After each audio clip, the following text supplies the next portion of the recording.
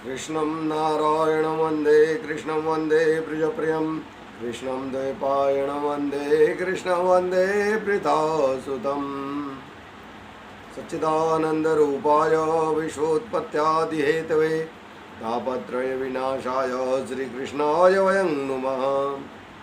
भक्तिभक्त भगवंत गुरु चतुर्णाम वपुएक तिनके पद वंदन किए नाशय विघ्न अनेक।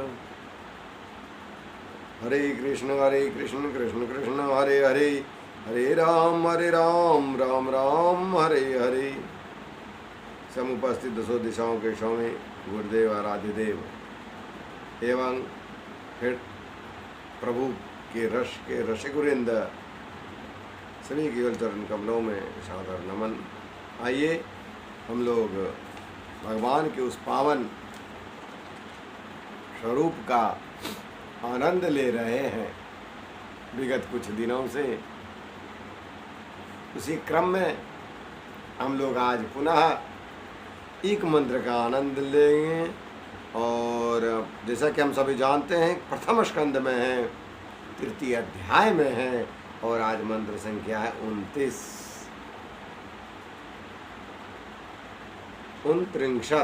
या इसको हम लोग कहेंगे नवविंशति, दोनों होता है नवविंशति या 29। तो 29 मंत्र पर हम लोग हैं। आइए हम लोग श्रवण करते हैं। जन्म गुह्यं भगवतो यो एतत्प्रयतो नरः सायं प्रातर्गृणन् भक्त्या दुख ग्रामाद् विमुच्यते। अर्थात भगवान के दिव्य जन्मों की यह कथा अत्यंत गोपनीय है, रहस्यमयी है। जो मनुष्य एकाग्र चित्त से नियम पूर्वक सायंकाल और प्रातःकाल प्रेम से इसका पाठ करता है वह सब गुणों से छूट जाता है। बोलिए प्रेम से भक्त और उनके भगवान की जय हो। देखिए कितना सुंदर बात हमारे सूत जी महाराज हम लोग को बता रहे हैं। एक मंत्र दिए हैं। क्या वो मंत्र दिए कि जो मनुष्य एकाग्र चित्त से एतत् प्रयतो नरः और साथ ही साथ भक्ति से साथ ही साथ नियम पूर्वक कोई भी काम जब हम लोग लगातार करते हैं तो वो एक नियम हो जाता है। और जब हम नियम पूर्वक कोई काम करते हैं तो क्या होता है, हमें सफलता मिलती है। जैसे बच्चे अध्ययन करते हैं, यदि वो लगातार अध्ययन करते रहें, रोज पढ़ते रहें तो फिर क्या होगा, उसका वो हैबिट बन जाता है, आदत। और आदत जो होता है वो मनुष्य को अपने लक्ष्य की ओर ले जाता है। उनका जो प्राप्त करने का जो इच्छा है, उनकी जो लालसा है, वो जो चाहते हैं, उनका जो एम है, जो लक्ष्य है, उस लक्ष्य तक वो बच्चे क्या बड़े भी सभी का कुछ न कुछ लक्ष्य होता है। कहा जाता है कि प्रयोजन मनोदिश्य मंदोपि न प्रवर्तते। बिना प्रयोजन के जो मूर्ख लोग होते हैं वो भी नहीं चलते। तो हम लोग तो विज्ञ हैं, हम लोग तो सब अपने आप को बुद्धिमान मानते हैं। भले हम लोग बुद्धिमान नहीं है फिर भी तो बुद्धिमान तो मानते हैं। इसलिए जब हम लोग किसी काम को रोज करने लगेंगे नियम पूर्वक तो वो क्या हो जाएगा, तो वो मेरी आदत हो जाएगी। और जब हम लोग आदत में आ जाएंगे, एक रूटीन में आ जाएंगे, तो उसका फल हम लोगों को मिलना प्रारंभ हो जाता है। इसलिए हमारे सूत जी महाराज कहते हैं कि भगवान का जो ये जन्म की कथा है वो क्या है, गोपनीय है और रहस्यमयी है।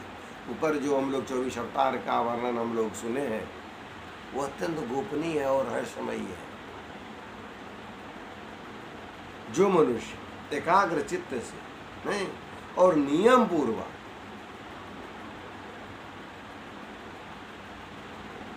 जब आपने नियम ले लिया कि एक मंत्र का रोज हम लोग भागवत जी का सुनना है, हमारे एक सेवक सुनाते हैं, हमारे बच्चे सुनाते हैं,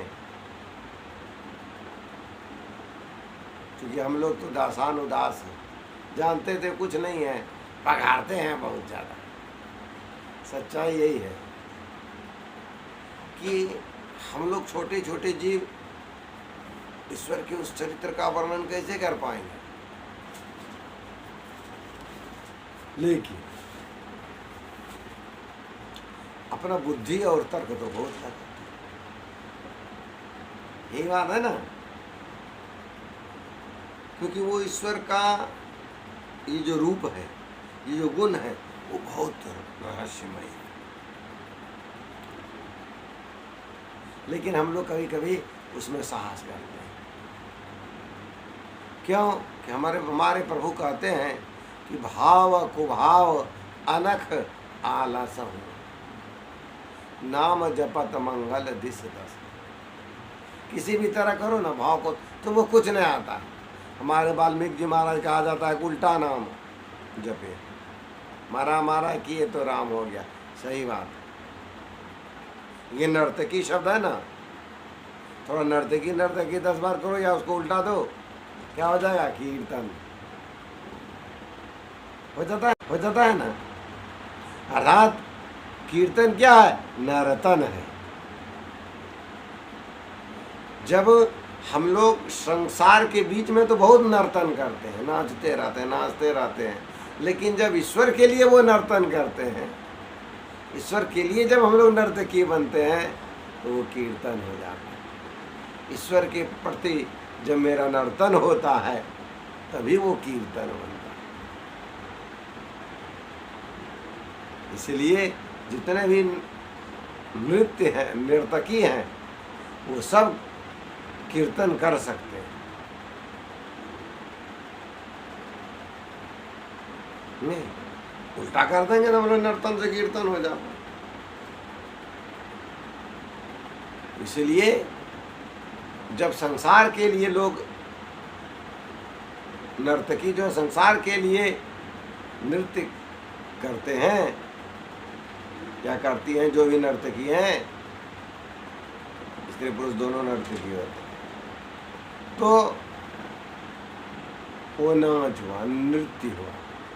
लेकिन वही नृत्य जब हम लोग प्रभु के लिए करते हैं, प्रभु के जन्मोत्सव में करते हैं, और रोज तो प्रभु का जन्म होता है, हम लोग केवल मान लें कि आज भगवान का जन्म है, नृत्य करने लगे, ताली बजाने लगे, मस्ती से झूमने लगे, तो आज ही प्रभु का जन्म हो जाएगा। जन्म लेने के लिए थोड़ा कोई विशेष करना पड़ता है।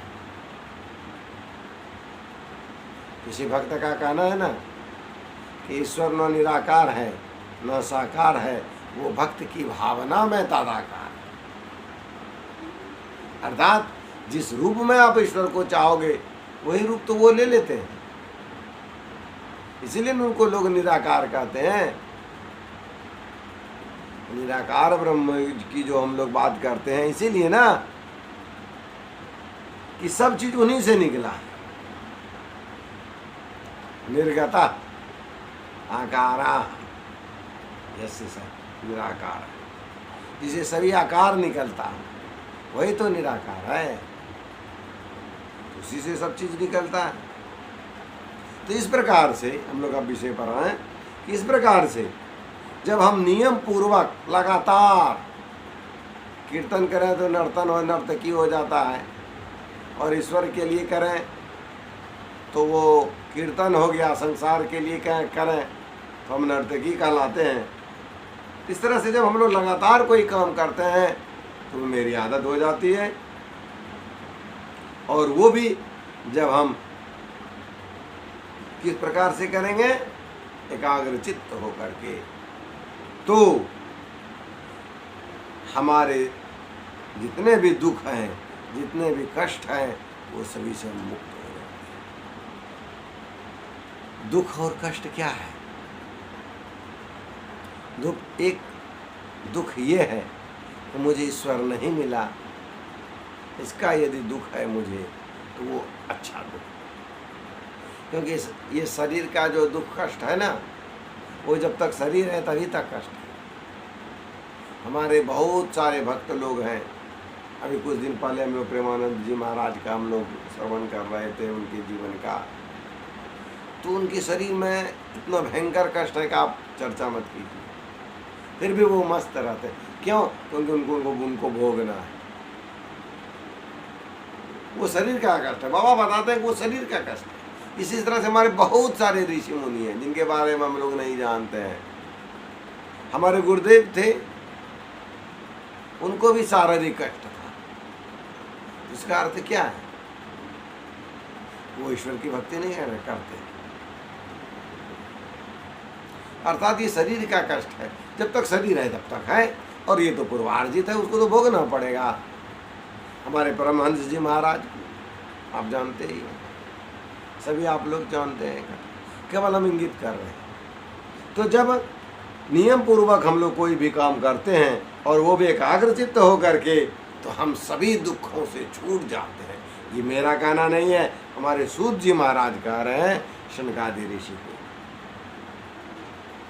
चाहे वो जिस प्रकार का दुख हो, संसारिक दुख हो या आध्यात्मिक दुख हो, सब दुख से आप छूट जाते हैं, इसमें कोई भी संशय नहीं है। तो आइए हम लोग एक बार नाम तो ले लें ताकि कुछ दुख कम हो जाए। हम लोग कोशिश करेंगे, प्रभु से मानेंगे कि हमारे जो आध्यात्मिक जो दुख हैं उससे निवृत्ति दीजिए, और आध्यात्मिक सुख हम लोग जितने भी मेरे भक्त हैं, जितने भी हमारे प्रभु के चरण के रस के रसिक हैं, जो भी आपका एक बार नाम ले लेते हैं, हम प्रभु से यही प्रार्थना करते हैं कि जरूर उनके जो आध्यात्मिक दुख है, कष्ट है, रोग है, उस सब का आप हरण कर लें। आइए हम लोग सब मिल कर के नाम लेते हैं ताकि सभी के जीवन में आनंद ही आनंद हो। आइए, हरे कृष्ण कृष्ण कृष्ण हरे हरे, हरे राम राम राम हरे हरे। श्री कृष्ण को चरणार्पणमस्तु। प्रेम से बोलिए राधे राधे।